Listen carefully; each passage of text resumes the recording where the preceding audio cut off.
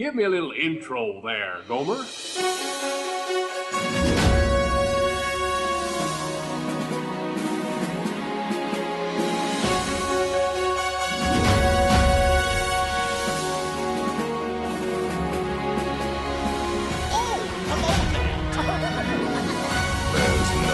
turning back now. Let's put on the show. You're listening to episode 107 of the Station 71 podcast. My name is Mario, and this week I'm joined by my co-hosts, Beth and Brian. So we've got some exciting stuff happening this week, lots of changes. As always, let's dive into the news before we dive into our big topic, which, as anyone can guess, we're trying to finish our tour of World Showcase before the end of this year. The first thing we've gotten here is that we finally have a date for Mickey and Minnie's Runaway Railway, which was supposed to open fall 2019, but did not. It looks like we're actually going to be getting it March 4th, 2020 this year, or next year. That feels so weird to say. Yeah, it's close. It's very close. Oh my gosh, it feels like this has been in development and construction for like 10 years now. I think the worst part of all of this is like now it really has to live up to the hype. Like if this doesn't come out of the gate and doesn't look amazing, it's going to be one of those things that people are just going to forget about. See, that's the issue, is that it looks cool and I am excited for it, but I don't think it is, an e-ticket attraction. And I feel like it's going to get a lot of hate because of that. Yeah. I don't know. I'm interested. in what's going to happen here. They apparently are also, not that I have this in the news topics, but they're opening that Mickey Shorts Theater along with it as well. Here, I'll send you guys the article. Yeah, so that's also going to be opening March 2020, and it's going to open with a new Mickey short as well. So they're really trying to push this and, get people excited. So where is this theater going? They have not said, which is very worrisome, but I'd imagine that it's got to be, near the Chinese theater. Sounds like a one man's dream kind of location. I'm hoping that, I'm hoping closer than that, because that would just be upsetting. We'll see. Is there really anywhere... I gotta pull up a map of Hollywood studios now. Is there anywhere near the Chinese theater that they could put it besides One Man's Dream? Well, what I was kind of thinking is I was wondering, that area when you went through the queue of the Great Movie Ride that had that screen set up where they were playing classic movies and stuff? I wonder if they could somehow reroute the queue and actually use that section as a theater. That's a possibility. I mean, from what I remember seeing online, they gutted the entire Great Movie Ride building, so sure, it wouldn't be impossible. Yeah, I don't know, apprehensive because Disney seems like the kind of company that would just, as much as we love One Man's Dream, I don't think that they would hesitate to revamp it, because this looks like a similar space based on the concept art. Well, that's what I was thinking too. Looking at it, I was like, this definitely looks like the Walt Disney Presents that they're calling it now. Yeah. But it feels like that's too small of a footprint to put right in there. I think their best bet would be to put it, like Brian said, in the queue. But even looking at a map, it doesn't look like there's really anywhere else that they could put it. Walt Disney Presents is actually the closest building to the Chinese theater, so it's not great. Because, I think it'd be really cool, and I don't know if it's really going to happen for this because it's not on the same levels of attraction, but imagine if they did the queue system kind of like they did at Smuggler's Run and allowed you to sit in here and watch Mickey Mouse shorts while you were waiting, to kind of get called to the attraction. That would be cool. This is my hope for Disney attractions moving forward, because from what I've seen of everything, it looks like they're trying to make the queue more of an experience than it actually is just a wait time and a way to kill time while you wait, if that makes sense. For those of you that don't know, as of the time that this is out, Rise of the Resistance is out, and I'm going to be not spoilery because I watched a few videos today, but it looks like half of that attraction is actually getting to the ride vehicle, which we kind of knew. We kind of knew that from the press releases and stuff. And like you guys were saying, you can sit in the queue of Smuggler's Run, and like you can, like, it's not just waiting. I'm kind of hoping that that's a sign of, maybe you're right, Brian, that this is a way to just sit and wait for the attraction and kill some time with some Mickey shorts. I don't know if that's the case, but I can hope. Be very happy if that happens. Yeah, that would be ideal. I like the kind of, I don't know, for lack of a better term, Olive Garden buzzer type of queues that they've been doing, you know, with like Dumbo a few years ago and Smuggler's Run. And I think incorporating that type of queue is really awesome, and I hope that they continue to do so. Yeah. So next news topic that we have here is that there is a new concept art released for the Roundup Rodeo Barbecue restaurant that will also be opening in 2020 in Hollywood Studios. The rumored table service restaurant that we've been hearing about for a long time is finally coming to Andy's backyard. We don't have a full date yet, and it still kind of looks like the same concept art that we were seeing before, but it's being talked about again, so that's a plus. So it sounds like this is going to be a character dining option. Am I reading that correctly? I kind of got that take from it too.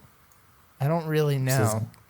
Guests will be immersed with all their favorite toy pals. So I don't know if that necessarily means that just the decor is going to be themed very heavily, or if there will actually be characters. But either way, hey, they've got a table service restaurant in Toy Story Land now. You're also missing that next part of the line where it says providing a fun and family-friendly dining experience that can only be had in Toy Story Land.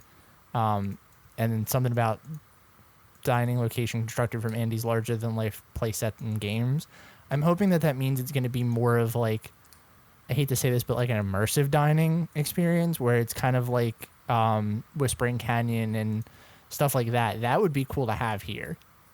Oh, definitely, yeah. And you wouldn't have people complaining about guests being too rowdy in the resort, so. What a bunch of buzzkills. Hey, I think that would be a perfect fit for here. Oh, definitely. Next up, we have some more Hollywood Studios news. It looks like we have an opening for the new Star Wars hotel, which they're calling Star Wars Galactic Star Cruiser, and some new concept art. This is the first time we're actually seeing what the resort is going to look like, and it's going to be opening 2021, which still a little ways away, but closer than I thought. There's also some details about the actual, like, how this is going to work too, which I don't know if you guys read far enough down in this article, but it really is getting the whole like cruise ship itinerary type of service for that. And I think that was probably the best way they could have taken this. Mm-hmm. Yeah, I mean, you know, for what the projected prices are going to be, I would expect nothing less than some of the things that they're offering in here, but it does sound very, very cool, very immersive. My favorite part of this is down here, if you scroll, there's a picture of more concept art. It says to get from Star Wars Galactic Star Cruiser to Star Wars Galaxy's Edge and back, you remain fully in story as you step aboard the transport ships designed specifically for this new immersive experience. And like, one, that is what I wanted from this. I know I'm never going to stay here, but like, I wanted this to be fully encompassing, all immersive, like what they were initially projecting it to be. And I'm glad that they're not backing down from that as much as I kind of expected them to.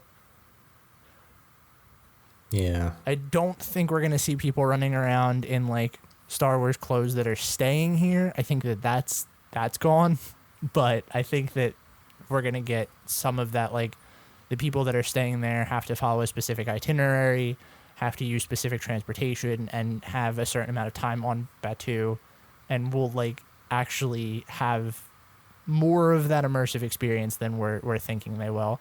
That's my biggest hope for all of this.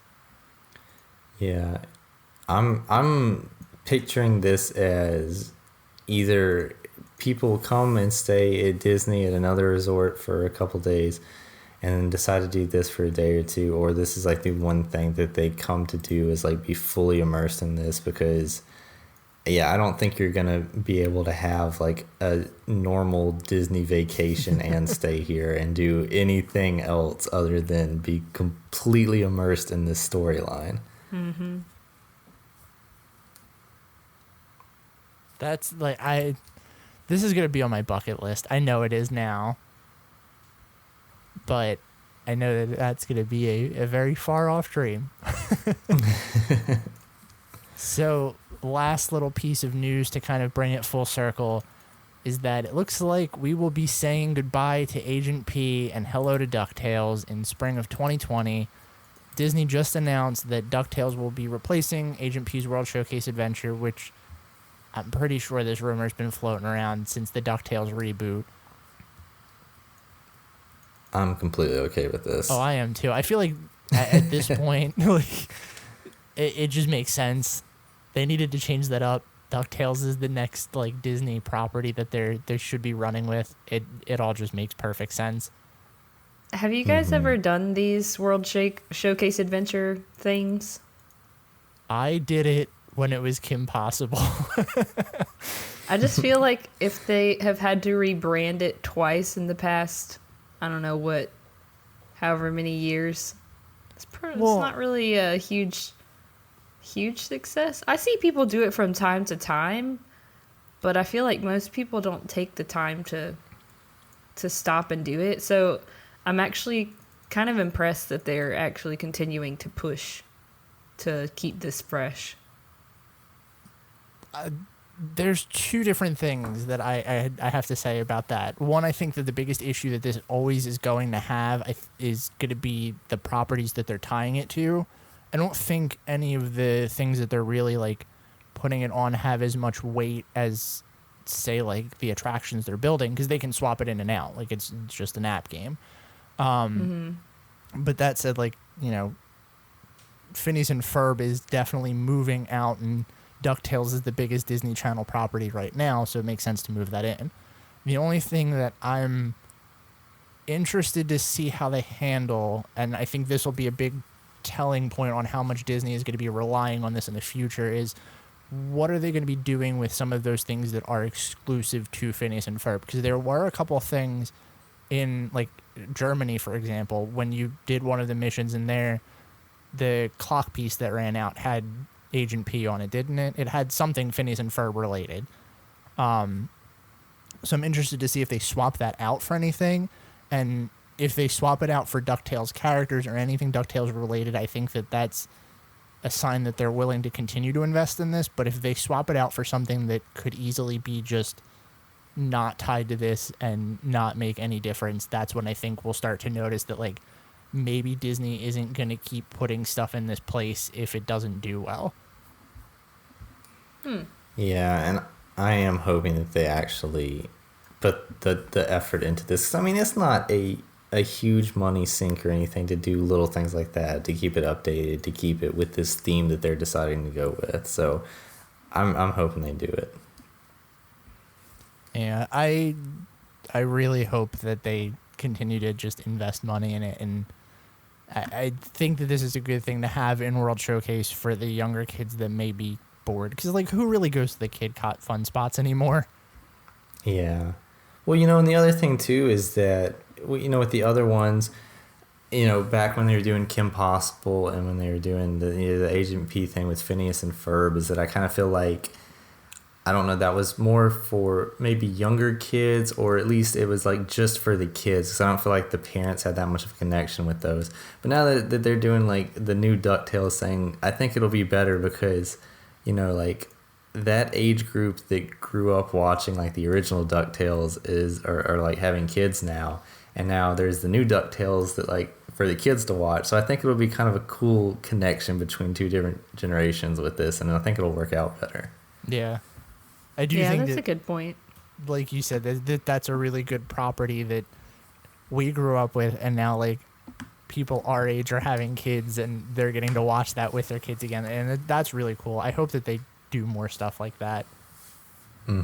Have you So- guys watched the new DuckTales at all? I watched it when it first came out, and now it's on my Disney Plus watch list. I know it's really good. I just haven't had time to like sink into it. I haven't. I was wondering what the verdict was.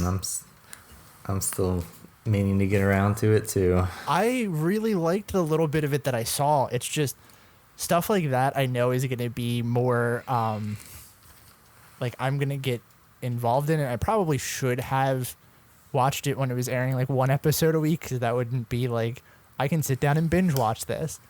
But the thing that I don't know if this is a sign of me getting like older, but the thing that I'm finding with like series like that is they don't release them weekly, and that's hard for me. So like they would put out 4 episodes a week, and then I would be like, oh look, all of the new DuckTales is on demand, and then I'd watch like 4 of them, and I couldn't binge watch it, and that was painful. But at the same time, so much of it was out that I was like, I can't keep up with this. Yeah, I know that feeling. It's like- You know, when you have like several shows that you like running at the same time, I have to like take an evening out of my week and just sit and watch all of the episodes that aired that week, or I'm gonna fall behind. Yeah, exactly. That said, let's try to continue our World Showcase tour. But before we even dive into a country, I want to take an over-under on how many countries you think we're going to get through this tonight. I'm thinking 3. I'm feeling pretty strongly on 3. I think Japan's gonna mess us up. That's why Right? I think we're going to breeze through America. Japan's going to be tough, and then Morocco, maybe we can get through that. What I do don't know, do man. guys- We spent like most of the last episode on Germany, which none of us expected. So All right. Well, a Duffy Bear came out of nowhere. All right. Hopefully we won't run into that again. This week it's going to be like something in the store. I'm calling it. So that said, let's dive into our World Showcase adventure. Talk about where we left off last week. The American Adventure Pavilion, which I think we pretty much hinted at is none of our favorites. Yep. Next, Japan. Blah blah blah. No, I'm just kidding. But is it your least favorite pavilion? Yes. Yeah. about to say, I think so. Same. If it weren't for the Voices of Liberty, I would not stop at this pavilion at all. Probably. Okay, it may be my least favorite pavilion, but I don't hate it that much. I do like the American Adventure. I think it's way too long. The attraction. Yeah. Can they just cut out all the film, like a really sad film parts, and just do the cool animatronic parts? Oh, you mean you don't like that Two Brothers song? And I don't like seeing all these, like, you know, wounded soldiers in this tapestry or whatever. So, I know it's part of American history, but I feel like you don't have to spend, like, 10 minutes of a 18-minute show. So wait, on before it. we go any further, does anybody actually know how long American Adventure is? Because I looked it up today, and I don't know if you're going to be surprised by this or just upset. I guess my guess a second ago was 18 minutes, so I'll go with that. Do you have a guess, Brian? I'm going to say 23. You are so close. It's 28 minutes long. 28. Oh, It my is 28 minutes long, and Oh you know what? my It feels gosh. every bit of those 28 It minutes. does, I was about to say, it doesn't feel a second under an hour. It's so hard to tell these days because, like, newer attractions are so short. I feel like any attraction that's more than, like, 10 minutes feels super long. I really thought you were gonna say it really doesn't feel like it because I always take a nap, and I was gonna say I felt that really hard. I do like to rest my feet, though, so that's a nice spot to do it. You're halfway around the world, take a sit, enjoy the air conditioning. Watch Theodore Roosevelt not hold his binoculars directly up to his eyes. Close enough. I do have to say this show has some really impressive animatronics in it, and I think that's something it's got going for it. No, it really does. Seriously, it's just too long. They could edit this down to like 15 minutes, and it would be a pretty good attraction, I think. Mm-hmm. Oh yeah. Yeah, like I said, cut out like most of the video parts. Yeah. That would make it way shorter, really easy. I know it would be the best way to edit it down. Like most of that stuff is told through the actual story itself, and it's not as necessary as they make it out to be. Yeah. I don't know. I feel like maybe we're jaded as Americans. Like, that's why we dislike this pavilion so much. Especially, like, I grew up in a historic town that was, like, a big battle in the Revolutionary War. So it's, like, my whole life that's been hammered in my face of, like, Revolutionary War. Yeah, American history. And so it's just, like, I don't know. I feel like I'm back in my hometown, and I'm like, listen, I did not pay all this money to go to Disney World to just be down the road from my parents' house, okay? Mm-hmm. I mean, that's a really good point too, because like I grew up like 30 minutes away from Philadelphia, which has a lot of that historic aspect to it too, and you really are kind of hammered home with that. I would be interested. I know we have a lot of non-US listeners. I'd be interested to hear their perspective on this part of Epcot. Mm-hmm. I mean, if you say that you hate it, I would not be upset, but I would. It would make us feel justified in our opinions. That is a good point, though. Like, I'm actually really curious about that, because if it is just us and that's like our perspective on American history, like, then I don't know, maybe I feel a little bit more justified not liking it. Mm-hmm. Oh, so while we're in here, let's skip around a little bit and talk about the Voices of Liberty, because that's most of the reason that I go in here, and then I feel guilty and sit through the 28 minutes of American Adventure. So if you haven't been to see the Voices of Liberty, then you're definitely doing this pavilion wrong. For sure. How often do they show? It's like almost every couple of hours, right? It's not every hour. It's several times a day, at least. It's not hard to catch them. I've caught them by accident several times. And even if you, like, you're passing by and you notice there's a sign, I want to say it's to the right of the actual building. Like, if you look to the right, there's a sign that says Voices of Liberty next show, and then it has a time on there.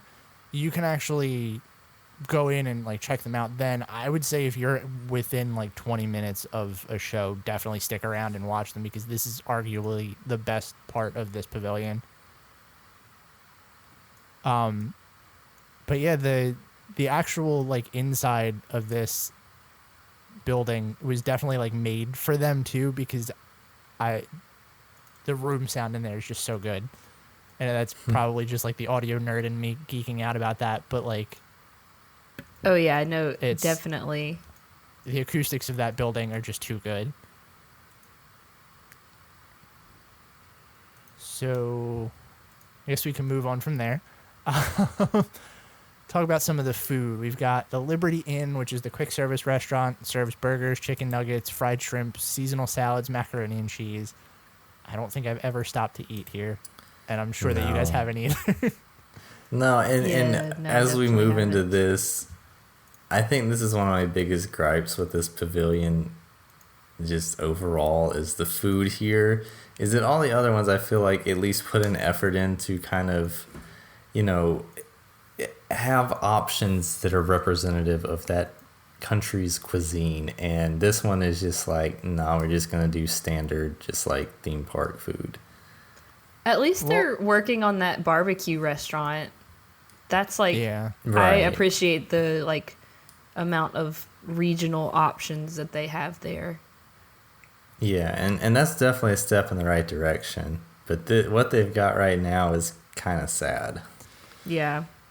I We feel like need this- more restaurants where we can argue about the menu, like we will be able to with the barbecue place. And we have already. Yes. We do not need to be known as the Barbecue Disney Show. Please do not let us go here. Barbecue. Mustard I feel like base. this is what everyone expects, like standard American cuisine, though. Like even if you go out somewhere that's not Disney and they serve like quote unquote American, it's always burgers and like sandwiches, which is kind of annoying. Yeah. These are like the boring options on the menus at the more, I don't know, adventurous places for the people who aren't adventurous. That's the whole Yeah. menu. So we also have the Fife and Drum Tavern, which is the kiosk that has turkey legs, ice cream, frozen beverages, and hard soda. And funnel cakes, right? Is this the I place think with the this funnel is cakes? the funnel cakes. Yep. See, now that is very representative of America. Funnel cakes. Big flop of fried dough. Oh. And you can yeah. get it with a slab of ice cream. Like, not a scoop, a slab. I feel represented at this place a little bit more so. Yeah, I don't know. This is another one that I haven't ever done that I don't really. It's hit or miss. I've definitely had a funnel cake from here before, but I don't make a habit of it because I, will eat a funnel cake at my local state fair every year. And so it's not like Yeah. a super exciting thing to me. But I did watch a lady walking with a funnel cake get her entire funnel cake snatched by a seagull once, and it was one of the best experiences in my Disney history. Oh gosh. Before we move on to this last thing we have listed on here, I want to talk about the inside of the American Adventure Pavilion. There's the American Heritage Gallery too, which we didn't put in the show notes, but I'm looking at Google Maps and I see it on here. I think that's at least a neat way to go in and like see some of that stuff. I know we talked about this with some of the other pavilions that they have these little like exhibits in there. And I think that this is still another one that's pretty cool, even though it's pretty generic American history stuff. Well, they've actually started changing it out recently, I think, because last time I was there, it was like certain Native American tribes and like artisan made clothing and jewelry and like, I don't know, historic artifacts from Native American history, and it was actually pretty cool. Oh, that is pretty cool. So I would definitely recommend, taking a look around there, because it's cool to see the artistry that goes into the, different cultural dresses and clothing and whatever. So maybe we don't hate the American Adventure Pavilion quite as much as we think we do. Yeah. Still my least our last favorite. Oh, yeah, it's definitely still my least favorite. So our last stop on our American Adventure Tour is the American Gardens Theater, where we can talk about all the bands that we've seen during all the many festivals of Epcot here. Boys to Men and Hanson. There you Yep. go.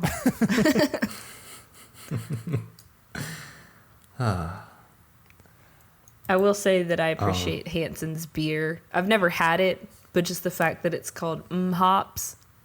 I'm Yeah. into that, I mean, they're not doing anything else with their time, so.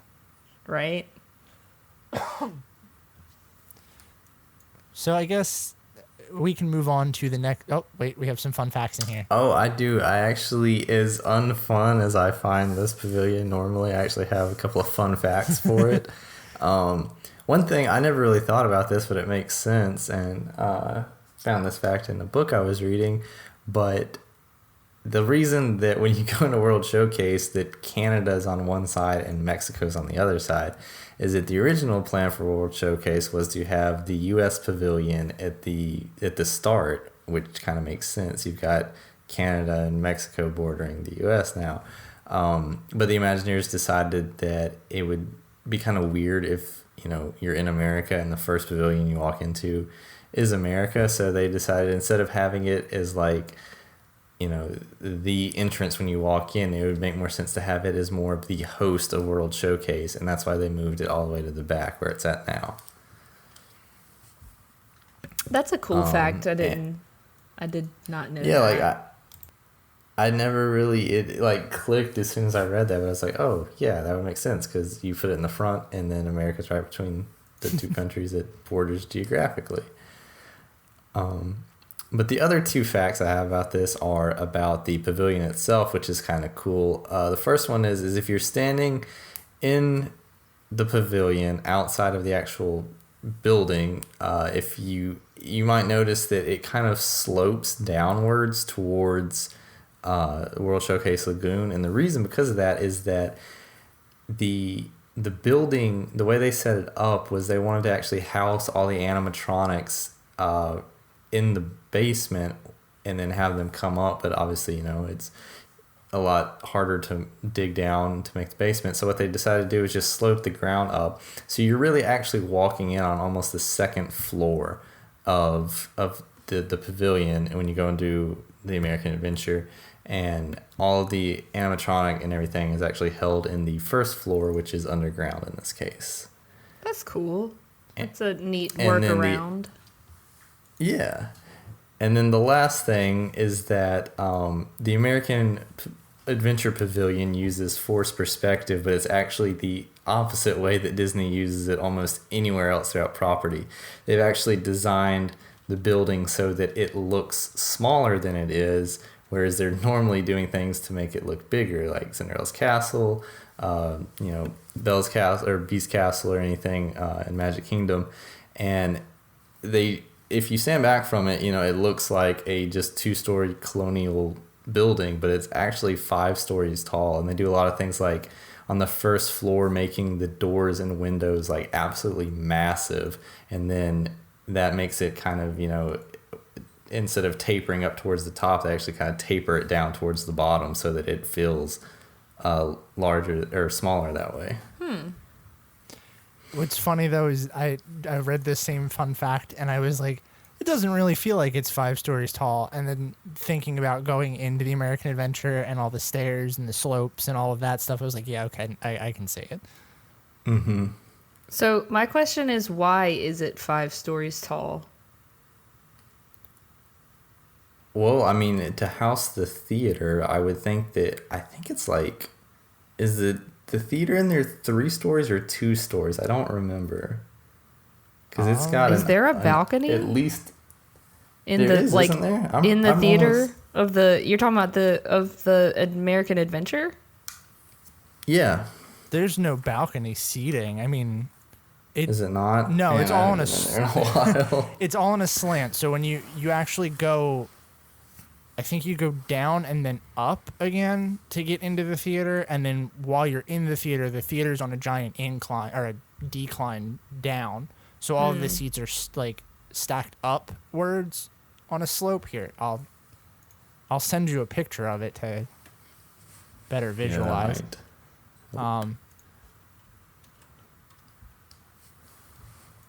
But yeah, it's all on a slant because it's got on the side there's the statues.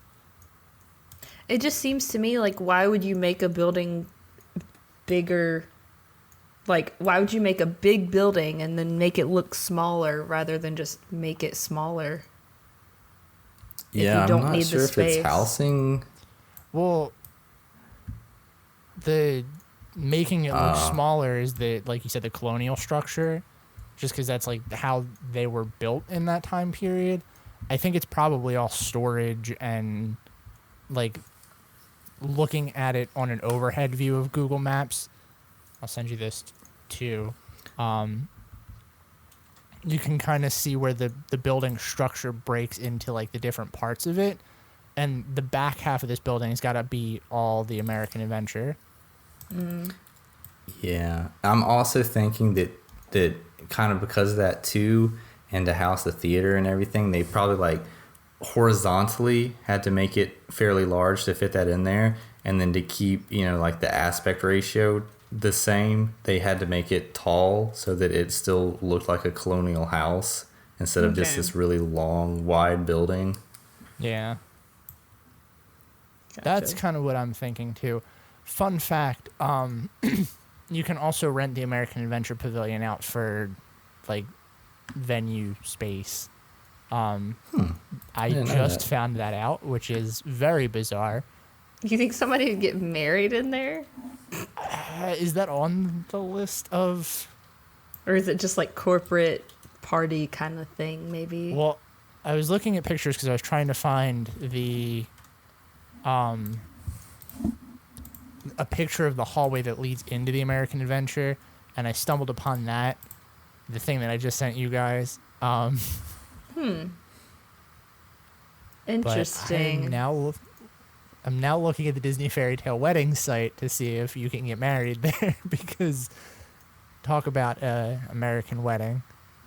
Yeah, you could probably get married anywhere for the right price. Oh, yep, you can get married in the American Adventure Rotunda. It's the first one on the list of venues. Wow. It can accommodate 10 to 150 guests, including the couple. All right. I might consider it if the Voices of Liberty were gonna be there. I mean, in this one post that I sent you guys, it looks like they are. You also get Colonial Mickey and Minnie. That's pretty cool. All right, Beth, it looks like we're planning your wedding, and it's going to be in the American No. Adventure. Listen, there are a lot cooler places, but for someone that's into that kind of thing, this could be a cool spot. It's very pretty, I will say. Oh, okay. We've spent way too long on this pavilion, but Wait, before we leave it though, I have to on. ask. before you ask that, before we move out of the event space, there's a picture of a couple having what looks like their first dance in the rotunda, and that's really cool. Oh, that is cool. That's It's very pretty. picturesque. Yeah. And That's you were right, there is a balcony to this part of the building. So that may be where like the 1 second story comes in. Anyway, what was your So- question, Beth? My question was, did you guys ever go to the Chase card holder lounge that was on the second floor? I did not. Nope. It will be the Club 33 now. But it used to be you just had to be a Chase card holder and say, hey, I'm a Chase card holder and here's 3 guests. And you could go upstairs. And it wasn't like anything, I don't know, exciting. There were like some freestyle Coke machines that were free and like charging stations. But I'm glad that I did it just once because you could like look out of the window like onto the like outside of the pavilion. And I'm like, well, that's probably the closest I'll ever get to going into Club 33 now. Yeah. But anyway, I didn't know if you guys had been. I actually didn't even know that that's where the Chase Lounge was. I feel like I never really took advantage of those. Yeah, I think the only one that we actually took advantage of was the meet and greets. Yeah. But even those were kind of like lame. They were always characters you could easily meet anywhere else. Mm-hmm. But So, no, you had a much shorter line at least most of the time. Yeah, that's true. You definitely had a shorter line, and it would be easier to meet them than, like, say, if you were to meet Mickey on Main Street. Like, I don't know. I wish that they would have been more, like, limited offering characters. That would have been, like, a much better incentive to... Oh, yeah. If they were like, hey, get the card and you get a meet and greet with a rare character, a character that doesn't come out very often. Yeah. That would be really cool. So, moving out of the American Adventure and into Japan, It looks like the first thing we have on here on our list is Tappen Ito, which is the hibachi in Japan. Has anybody done this? I've done this. I don't know if anybody else I has. have done this. Yes. I've done other hibachi places, so how different can it be? Honestly, not that different. Which is kind of like I liked it, and we actually almost did it on our last trip. But you're right; it's definitely one of those things where it's like, it's pretty much something you can do in a lot of places. Which isn't Yeah. necessarily a bad thing. Hibachi is delicious, so Oh yeah. I do like. This is going to be a very weird thing that I remember. And I don't know if they still do this, but I remember when we went with my mom's family, we used to do this a lot because we could fit everybody on 2 tables, and they would always put us like close to each other. And we had a lot of younger kids that went. Their kids' meals came out in like a little monorail shaped bowl, and I don't know if they do that anymore because I haven't been back here with little kids in a very long time. So Oh, that's cool. if anybody has traveled here and has done this, can you let me know if the monorail bowls are still a thing? Or if I'm like totally imagining this. You should just ask for the kids one next time so you can get the monorail bowl. So I guess we can move on to Tokyo Dining, which is the table service that has the lamb chops, black cod, lobster tempura, and sushi. I've also done this one. I think this is the only place that I've done pretty much all of their dining options. I like this enough. I mean, I like sushi, so that was a thing for me. I just think it's wild that they have 3 table service restaurants in this pavilion. Well, so I don't know if like hibachi places are like this everywhere, but most of the places that I've been to are hibachi, and then they also have like a sushi bar attached to this, or attached to them, and that's kind of how this is too. Like, if you go up the stairs to the restaurants, you can go to like the one side and it's the hibachi, and then the other side it's the actual like sit down restaurant. Okay. But yes, it's wild that they have so many of them because all of them kind of blend together in a weird way. And then the newest one is the Takumi Thai table service restaurant, which I think this is the signature one, isn't it? Yes, I believe so. Okay. This is the one I haven't done. So I have nothing to say about this. And then moving on, we have Katsura Grill, which is the quick service. You have the ramen, the noodle bowls, shrimp, sushi, and green tea ice cream. I remember really liking this. I don't remember when I got here, but this is really good. Yeah, I think it's a one of pretty the legit better- quick service option. yeah. Yeah, I think it's one of the best in World Showcase for quick service. It's also like incredibly accessible too. That's the one thing I really like about this is it's like a lot of the places in World Showcase are not I don't know how to explain this, but they're not designed with like the walk in, get your food, walk out access.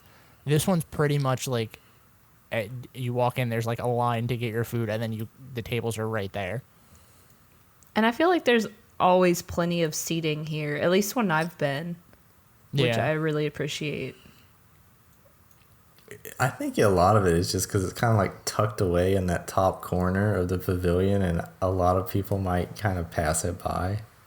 Yeah. And I think this also has, I know we talked about this a little bit with the Mexican pavilion, but I think this has some of the best scenery around it too.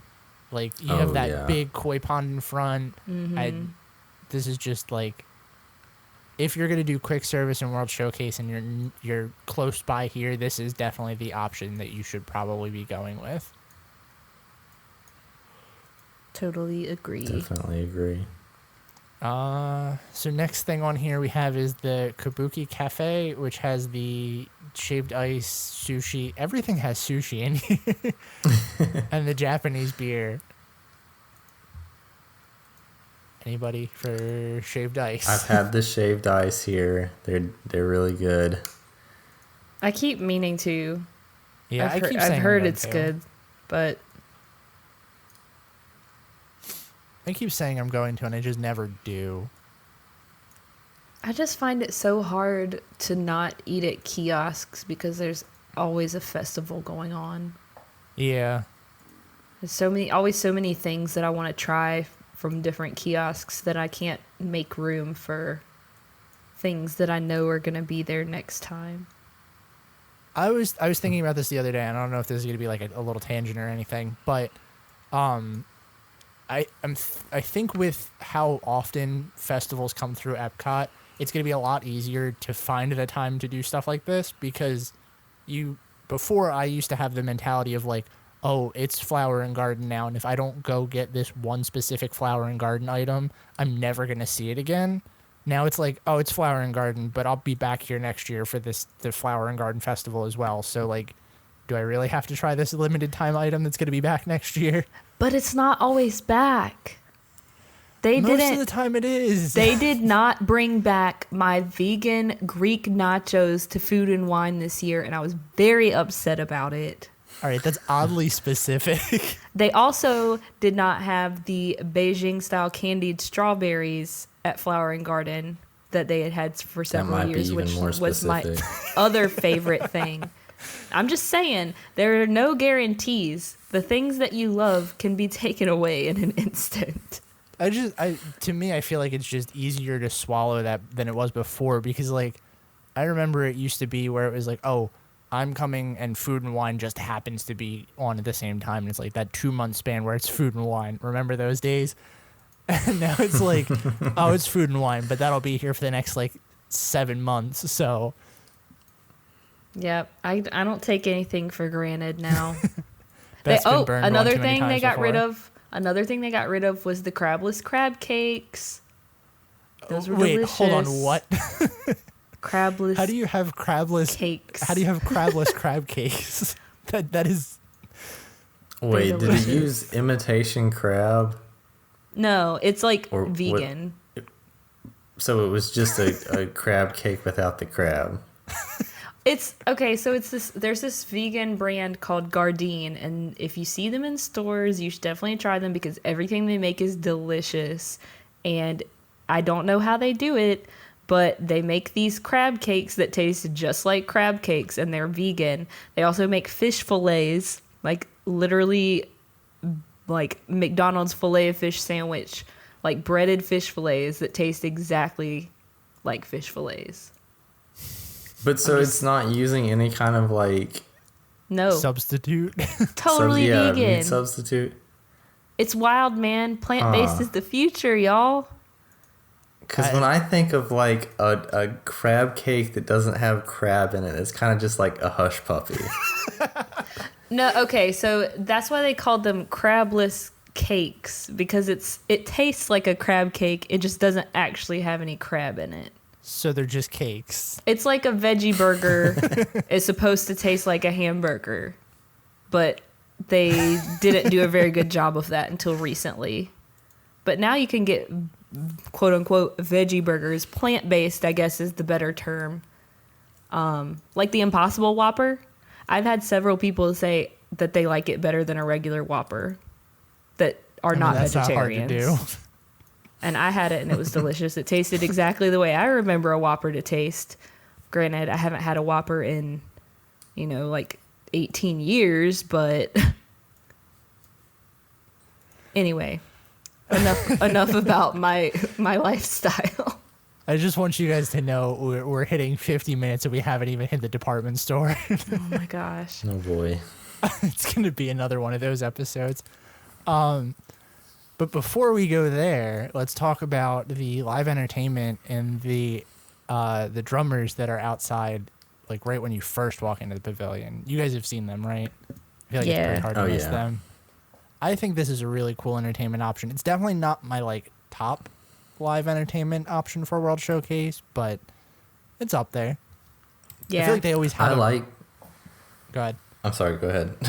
I was just gonna say, I feel like they always have a really big crowd. Like, it's in a good enough spot where there's enough room for people to kind of gather, but there's always a lot more of a crowd for them than there are others because of where it's located. I have And a I fun do, I fact like about this. them. Oh, what's the fun Whatever. fact? The history behind these is that it's a traditional drumming technique called taiko. I don't know if I'm saying that right, but in Japanese culture, they performed at festivals, religious rituals, and date further back than the 16th century, where they used to motivate soldiers marching into battle. So that's what this style of drumming is about.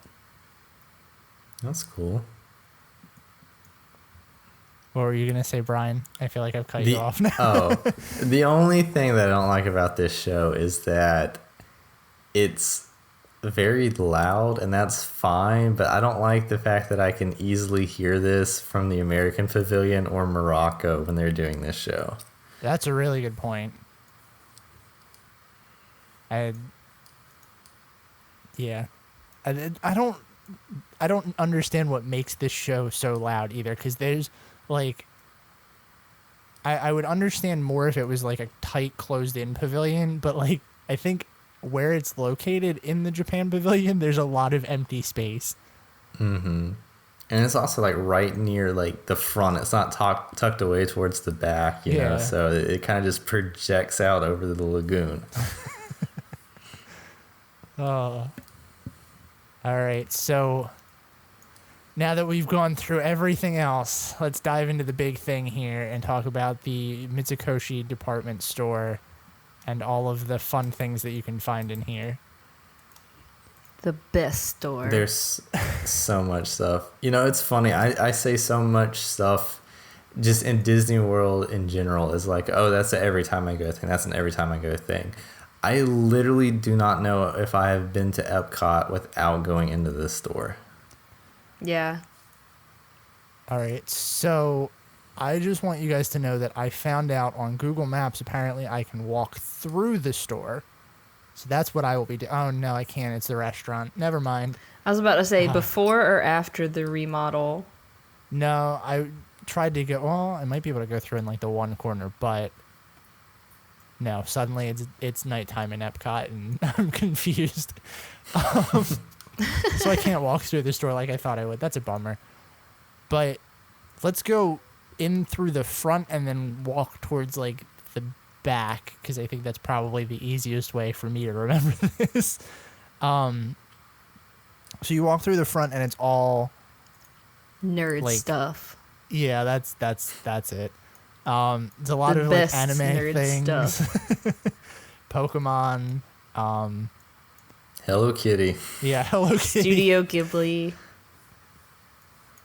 all that stuff right front and center, which is very interesting. I wonder how, like, I wonder what Disney had to jump through for the merchandising rights for some of this stuff.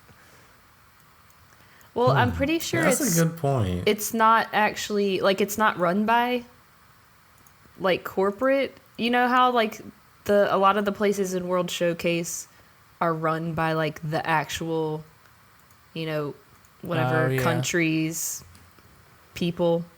Because this one, I had this fun fact little note in here that the Mitsukoshi is an international series of department stores, which the first one was founded over 3 centuries ago in 1673, which makes it one of the oldest department stores in the world. So Epcot is the only Mitsukoshi store in North America.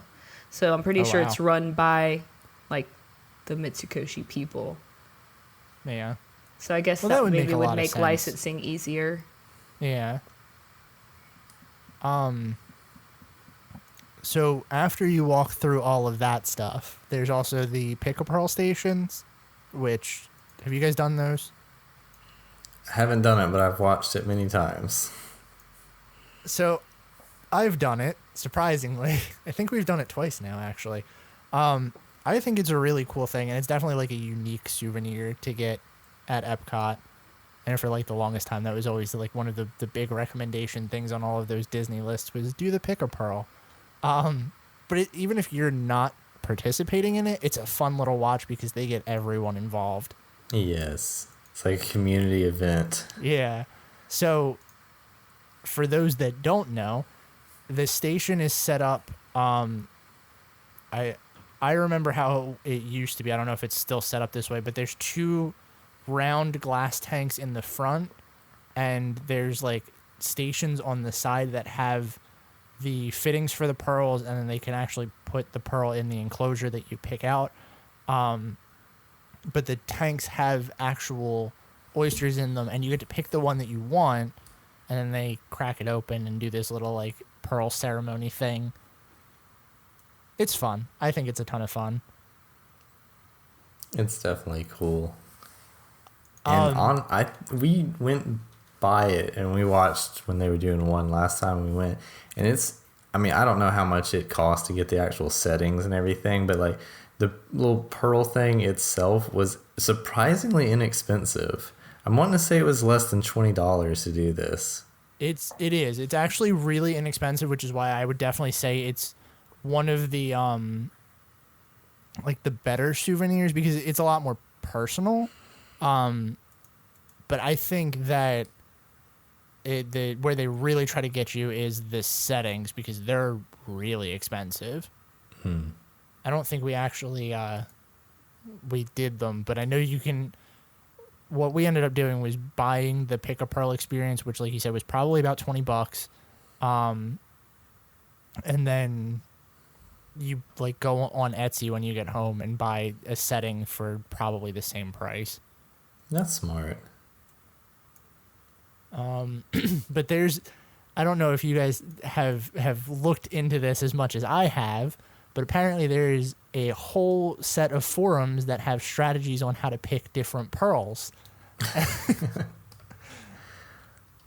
The general consensus news is to me.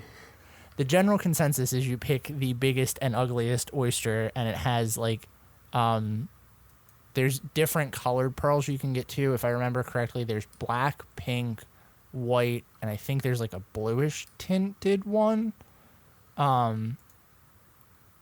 But yeah, supposedly if you pick the biggest and ugliest oyster, it'll give you the best looking pearl. It's like a marketing technique. There's like a community. These little like weird Disney communities that are like, this is how you do it. Maybe they plan it that way because they're like, nobody's gonna pick the ugly looking one, so then we can keep all the good pearls. Although I don't know how you would plant it. This forum says there's a couple hundred pages of threads like this, and the main thing is people agree that the larger and uglier the oyster, the more likely the pearl will be big. Yeah. I mean, I guess larger makes sense because that means it's been alive longer. So thus had more time to form a larger pearl, but like I don't understand where the uglier part comes into play. Well, because if it's uglier, then its beauty is on the inside, and that's where gosh. the pearl is. It's a real Disney like story here. Don't judge a book by its cover, y'all. It's like Beauty and the Beast. But they do also, if you did want to follow the whole like go home and pick a setting out thing, they do measure it for you too. And I know the couple times that we've done it, they'll actually write it on the outside of the bag. So like if you get a certain size pearl, you can go home and look up that size setting to set it in. So they do make it easy to not have to pay the price of the pick a pearl settings. Well, that's good at least. Yeah, I'm trying to look and see if I can find a actual price for some of the settings. I know they have like the Cinderella carriage one. I remember that one, and then you could get like earrings and stuff too, but none of these seem to have prices, which is never a good sign. Mm-hmm. So we'll move on from that, and maybe someone will have something to say about it. But after that, it looks like that would be where all the is the kimono fitting stuff next, or I honestly haven't been in this since it's been remodeled. There's that one section where they have kind of like, I don't even know. All the they have weird the, like, beauty supplies and umbrellas. stuff. Yeah, the Yeah. beauty supplies, and then some of the jewelry. Yeah. I love looking at the beauty supplies because they always have like really poorly translated English on them. Like, stop and look at like any package next time, and I guarantee you'll find something funny. It's just like, you know, I don't know if you guys watch anime at all, but some of the animes have like the weirdest names, and I like it has to be because it translated really poorly, you know? And I feel Yeah. like that's the same situation here. Makes for a really Yeah, fun I'm- activity in the store. That makes a lot of sense, actually. You know, speaking of like the weird little anime section in this store, have you ever? I mean, obviously, I'm sure you guys have, but my favorite thing to do is like looking in that glass display case that's in here, like right next to where the Pick-a-Pearl stuff is, because they have all those little like the figures that you would think would be like not super expensive. And looking at them and seeing how they're like $600, Oh $700. my gosh, right? Oh, yeah. Do they still? Because, like I said, I mostly remember how it used to be. Do they still have the like the swords and stuff in the other side of that display case, or do they move them down? They move them down closer to where like the kimonos and stuff are.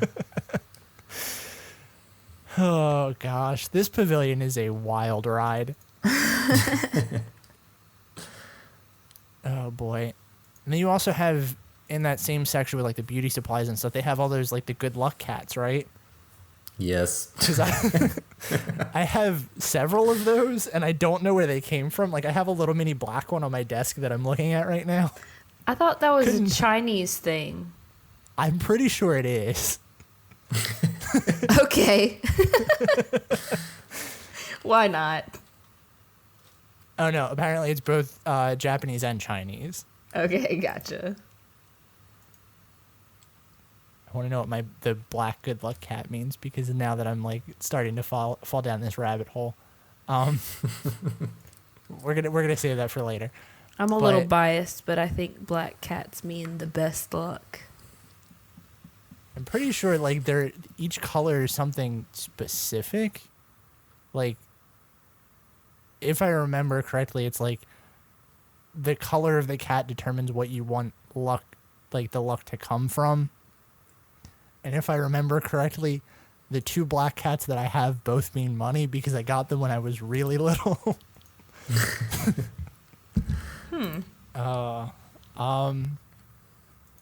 Yeah, so continuing through Mitsukoshi, since we've just crossed the hour mark.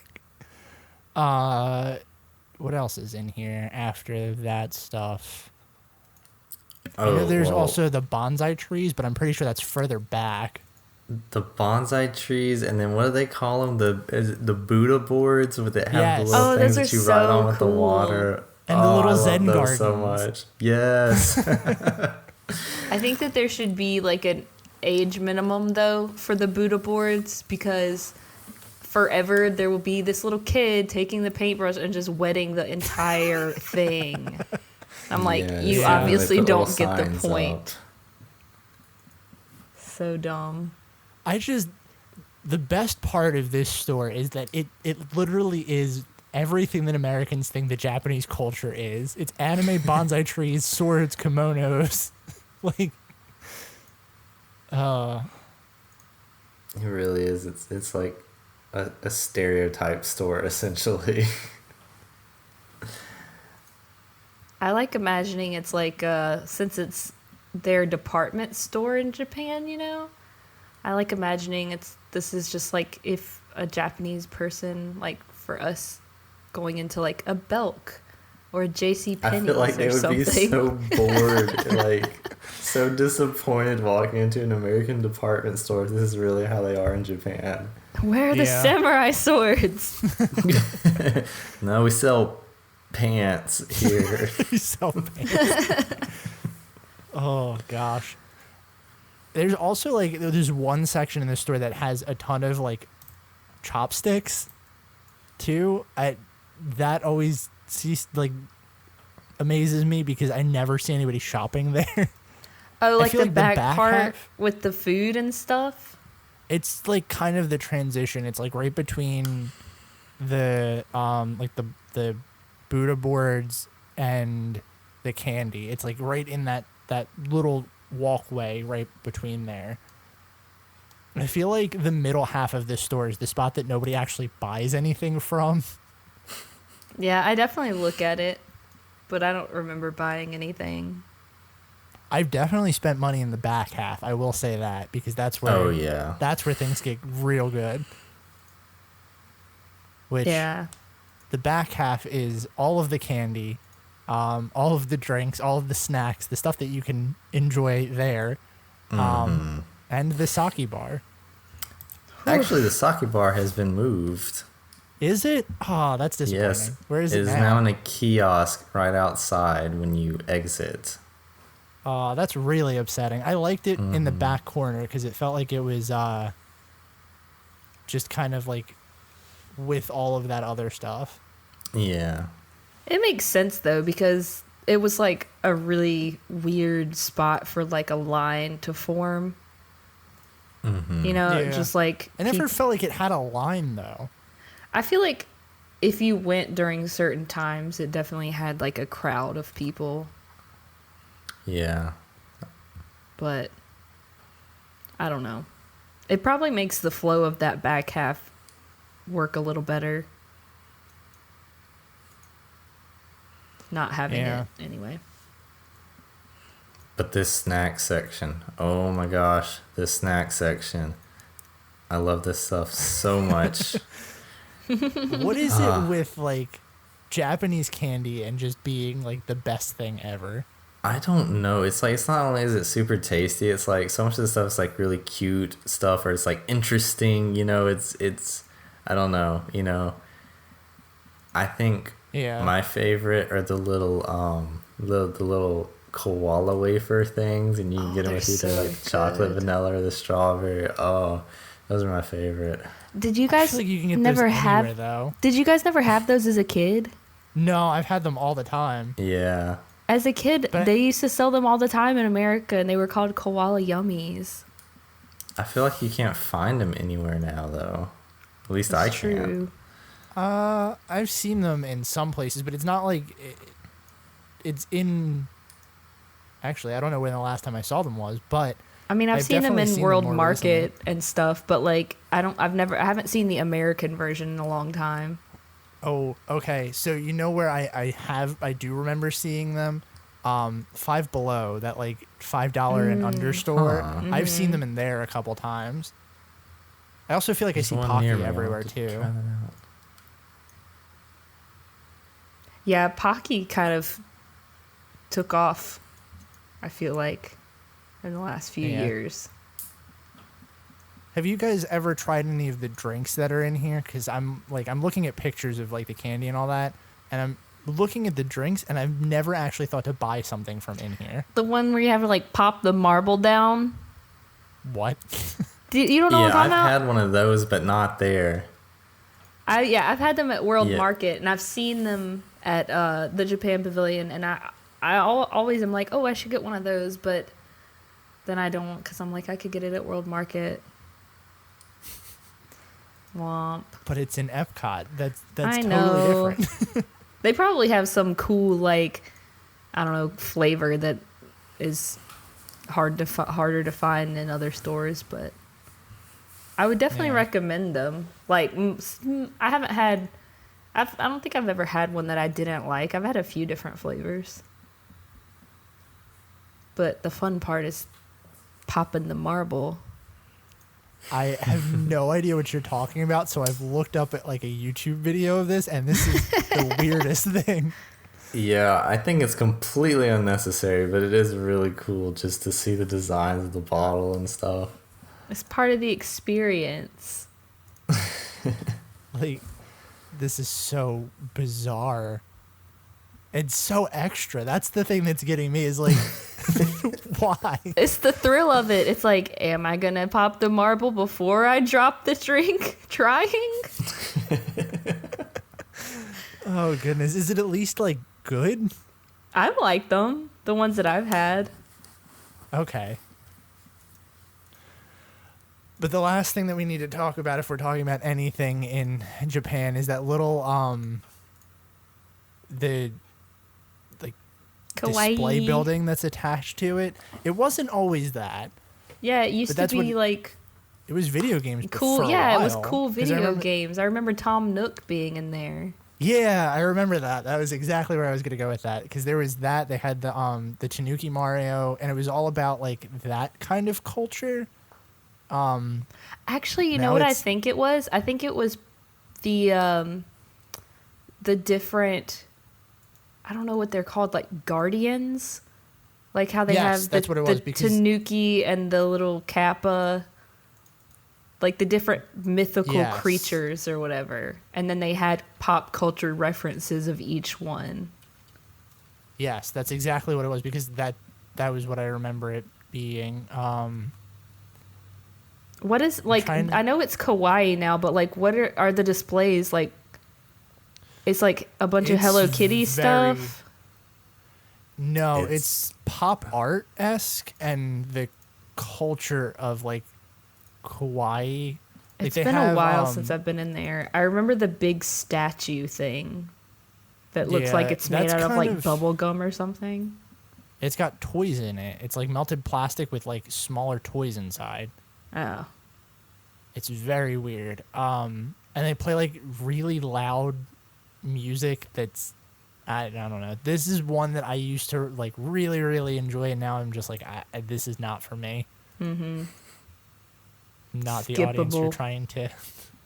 Yeah, Go which to it is once. Kind of you know, but definitely do that. Yeah, that's definitely probably the best way to look at it. Is it's good to look at and like see, because I think that these are the best parts of World Showcase, is where you can like kind of learn a little something about the culture. But I don't know. This is not me.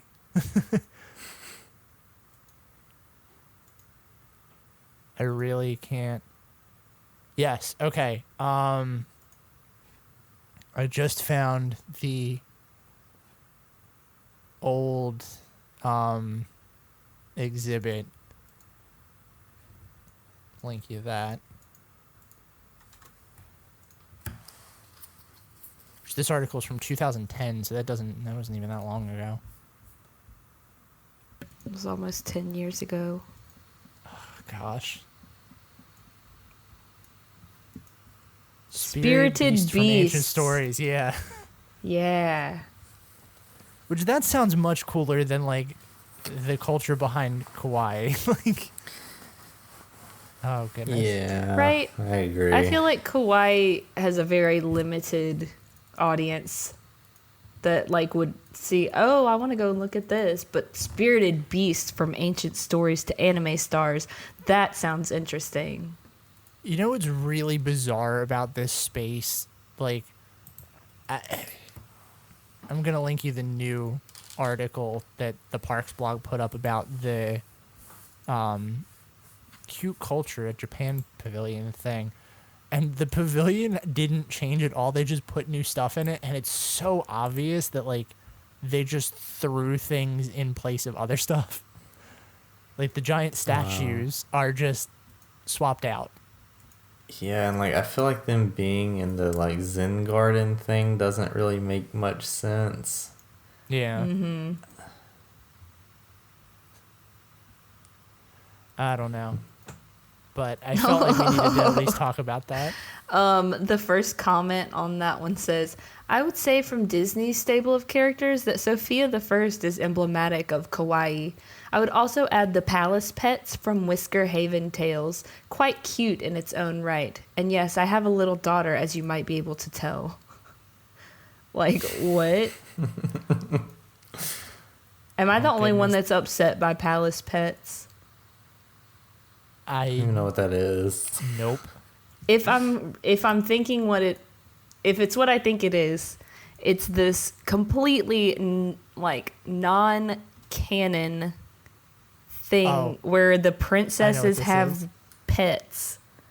Like Pocahontas has like, I don't know, a pet fox named Roxy or something, and it's got like a sparkly fluffy hair.